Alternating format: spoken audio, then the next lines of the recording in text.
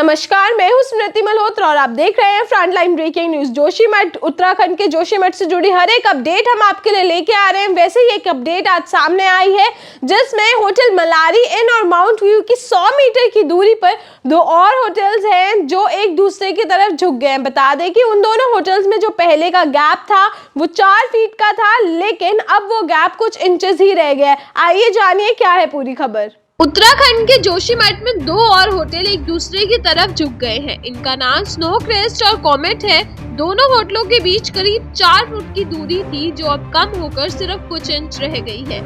इन दोनों होटलों की छत एक दूसरे से लगभग टकरा रही है, यानी ये होटल्स कभी भी एक दूसरे से टकरा सकते हैं और गिर सकते हैं। सुरक्षा को देखते हुए इन दोनों होटल्स को खाली करा दिया गया है। ये दोनों होटल उस जगह से 100 मीटर दूर है जहां होटल मलारी इन और माउंट व्यू है।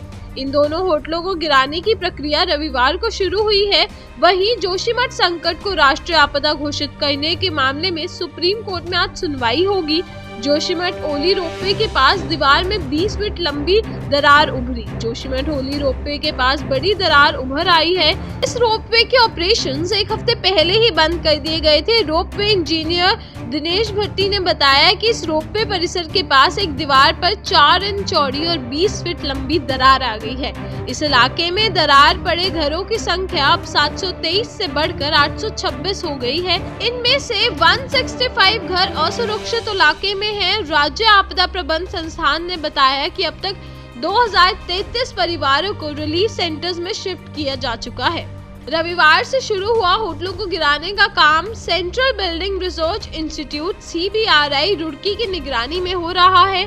CBRI के चीफ साइंटिस्ट DP कानुगुरो ने कहा कि होटल्स को रिपेयर नहीं किया जा सकता। दोनों होटल्स के आसपास मकान हैं, इसलिए उन्हें गिराना ही जरूरी है।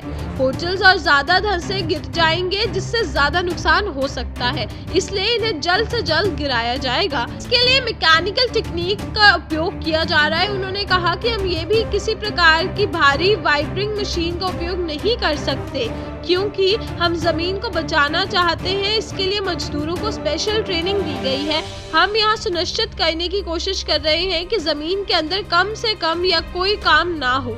आपने सुनी पूरी खबर कि किस तरीके से पहले जो घर में दरारें आई थी उसकी संख्या 723 थी, लेकिन अब वो संख्या बढ़कर 826 पर पहुंच गई। हालांकि सरकार सारी मुमकिन कोशिश कर रही है कि किसी तरीके से लोगों को रिलीफ कैंप में शिफ्ट किया जाए, क्योंकि कुछ लोगों को इस वक्त सरकार रिलीफ कैंप में शिफ्ट कर चुकी है, लेकिन वो सारे नहीं है।